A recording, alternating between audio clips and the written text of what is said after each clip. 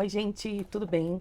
Hoje eu tô aqui pra gente conversar a respeito de uma palavra tão especial que tá lá em Isaías 38 e o Senhor falou de uma forma tão poderosa comigo que eu não podia deixar de compartilhar com vocês. E essa palavra fala sobre a doença terrível sem cura do rei Ezequias e o que aconteceu no processo dessa sentença, desse diagnóstico. A palavra de Deus diz no versículo 1 que naqueles dias o rei Ezequias adoeceu. Ezequias adoeceu de uma enfermidade mortal e veio a ele Isaías, filho de Amós, o profeta, e lhe disse: assim diz o Senhor, põe a tua casa em ordem, porque morrerás e não viverás. Meu Deus, imagina receber uma sentença dessa de um homem de Deus. Isaías era um grande homem de Deus. E ele vai até Ezequias e determina essa sentença. Arruma a tua casa porque você vai morrer. Eu imagino o sentimento que eu não ficaria, de desespero. Como assim morrer? E a minha vida, e os meus sonhos, e a minha família, e as coisas que eu amo fazer. E às vezes você está vivendo debaixo de uma sentença, a qual falaram para você: chega, seu tempo acabou. Nós determinamos que vamos te arrancar daí, porque não é para você permanecer aí. Chega, seu tempo acabou de saúde. Agora você vai enfermar. Você descobre um diagnóstico, você descobre que seu marido tem uma amante, que sua esposa tem um amante. Você recebe hoje o diagnóstico do teu filho com uma deficiência, que você até desconfiava, mas quando vem sobre você, é como se uma bomba explodisse e te estourasse totalmente por dentro. Quantas sentenças nos vêm diariamente? Sentenças para acabar com tudo. Porque na morte não tem prazer, na morte não tem mais o que fazer, a morte é o fim da vida. O que faremos depois da morte? Nada. E aí, quando nós recebemos essas sentenças, muitas vezes por pessoas más, invejosas, pessoas que nos perseguem, que não oferecem nada, que não apresentam um resultado favorável, mas só fazem matar, sentenciar as pessoas. E pessoas que estão nativas, assim como Ezequias estava nativa.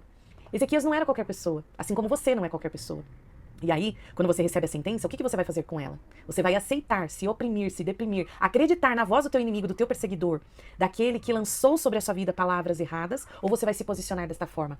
Veja só o que aconteceu no versículo 3. Ezequias, ao ouvir essa sentença, ele imediatamente se colocou diante do Senhor, colocando o seu braço, a sua cara diante do Senhor em oração, e disse: lembra-te, Senhor, peço-te que lembre-te de que andei diante de ti em verdade e com coração perfeito, e fiz o que era reto aos teus olhos. E chorou Ezequias muitíssimo. E chorou para quem? Para o vizinho? Foi contar suas dores para uma amiga? Que às vezes para quem você conta a sua dor é quem está se deliciando com quem você está passando. Você precisa sondar para quem você fala as coisas. Não são para todas as pessoas que nós devemos confiar. Nem todo mundo está do nosso lado, sabia? Nem todo mundo torce por nós. Mesmo você sendo um excelente profissional, uma excelente amiga, uma excelente pessoa, cuidado para quem você abre a tua boca. E Ezequias foi tão somente diante daquele que poderia mudar a sentença dele. E você, quando recebe a sua sentença, você recorre a quem? Pessoas que querem ver o teu fim? Não. Você tem que se posicionar e recorrer ao teu Pai, ao nosso Deus sublime e excelente, a qual recolherá as nossas lágrimas, assim como Ezequias chorou muitíssimo, diz a Bíblia. Imagina o coração dele como não estava destruído. Ele chorou demais, intensamente, porque ele queria que aquela sentença fosse revogada. E olha o que ele apresenta para o Senhor, as ações dele. E muito mais que as ações, ele apresentou o quê? O coração. E é isso que Deus quer ver de nós, o nosso coração.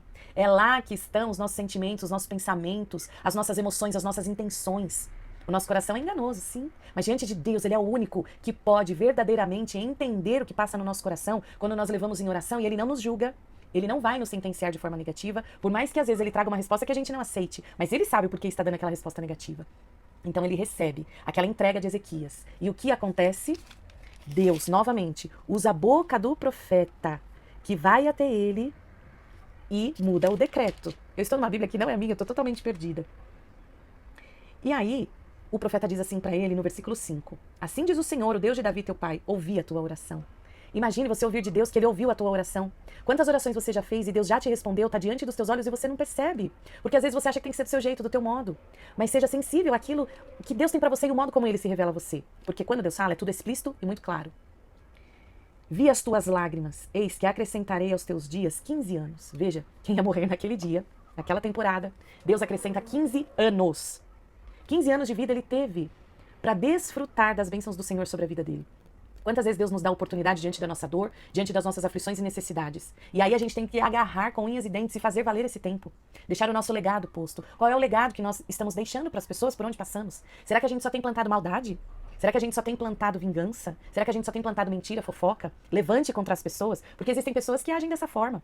Elas estão somente para ferir, para atacar. Sabe por quê? Porque essas pessoas não são curadas. São pessoas doentes. São pessoas que precisam da graça e da misericórdia de Deus. São pessoas que foram abandonadas na sua infância com traumas, que não teve um pai, uma mãe, uma família saudável. E sofrem a sequela e a consequência disso. Se tornam adultos doentes. Quem está doente vai gerar o quê, gente?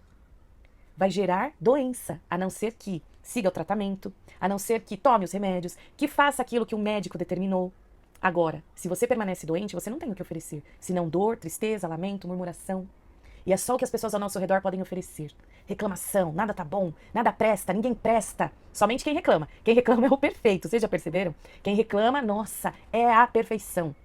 Então quem reclama tem que apresentar a proposta de mudança. E qual é a proposta de mudança? Analisa de quem reclama.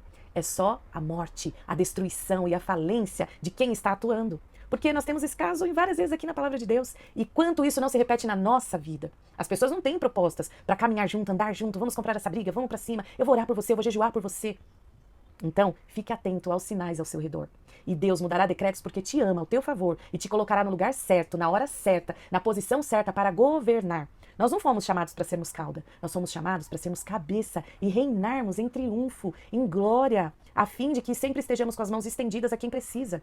Mesmo que você ajude quem precisa, e esse a qual você ajudou te traia, vira as costas para você e te apunhale, enfiando uma faca bem nas suas costas, levando o seu nome para situações vexatórias, levando o seu nome em rodinhas de escárnio. Mas ei, aquele que te chamou, ele não dorme? E ele é fiel para cumprir todas as promessas. Então, você vai ouvir a sentença do homem ou você vai se apegar ao decreto de Deus para a tua vida, de mudança de vida, de ampliação de sonhos. Deus só vem para multiplicar, para acrescentar.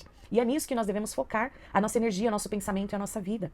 Quem nos quer mal não vai mudar a ideia deles. E o que eles pensam a nosso respeito não vai mudar quem nós somos. E quem nós somos? Filhos do Deus vivo. Nós somos chamados para frutificar, para abençoar pessoas, até mesmo para orar por esses que nos perseguem. Você consegue orar pelos seus inimigos? Se aventure a fazer isso e você verá grandes e extraordinários milagres acontecerem. Mas lance-se ao Senhor. Procure-o para oração, para relacionamento, para uma busca intensiva. E todas as coisas se estabelecerão. E se você quiser ler todo o capítulo 38 de Isaías, eu te convido, porque aqui tem uma experiência maravilhosa e detalhes dessa história real e que nós podemos aplicar e trazer para a nossa vida.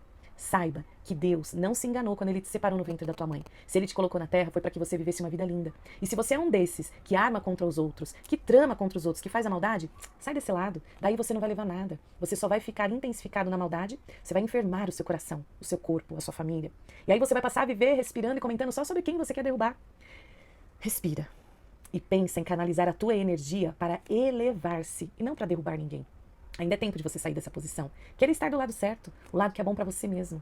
Queira sair desse motim aí de amigos que às vezes você se sente aceito, legal, é a turma que está comigo. Será que está com você mesmo? Então vamos ver com o desenrolar dos anos e das experiências que nós passamos. Porque amigo de verdade é aquele que está com a gente lá dentro da nossa intimidade, que vem com verdade, com palavra certa, e não aquele que encobre os teus erros, bate nas suas costas, enche a cara com você, e é isso aí, vamos curtir a vida. Fique atento às pessoas que te levam para o seu sucesso e para as pessoas que ficam beirando aí o seu ermo de murmuração, reclamação, e que você não vê nada acontecendo e ninguém sai do lugar. Você precisa andar com pessoas que te promovem e não que mantenha você nessa vidinha que às vezes chega a ser miserável, de tamanha maldade, doença, trauma, dores, que estão aí te consumindo há anos a sua história. De repente você é vítima de um abuso, de uma tortura, de um maltrato, de um período muito difícil da sua vida e você carrega até hoje isso. E por isso que você sangra nos outros e quer que os outros sangrem tal qual você, que você não aceita ver o sucesso da pessoa. Então nós precisamos ter sabedoria e reconhecer que cada um está na sua posição porque foi Deus quem os colocou.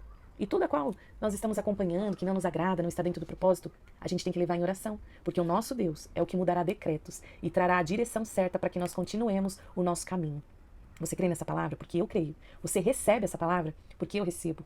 Queira experimentar o melhor de Deus para a tua vida. Será que você está pronto para isso? Isso exige posicionamento. Será que você tem o que apresentar diante de Deus, assim como Ezequias, que tinha o coração reto, íntegro? Ele tinha votos no altar de Deus. Ele tinha como revogar, pedir a revogação da sua sentença. Ele tinha moral com Deus. E você? Será que você tem moral com Deus? Ou será que você só procura Deus para aquilo que você quer? Você usa Deus, assim como um homem usa uma profissional para ter satisfações sexuais, paga por isso, usei, acabou, não quero relacionamento.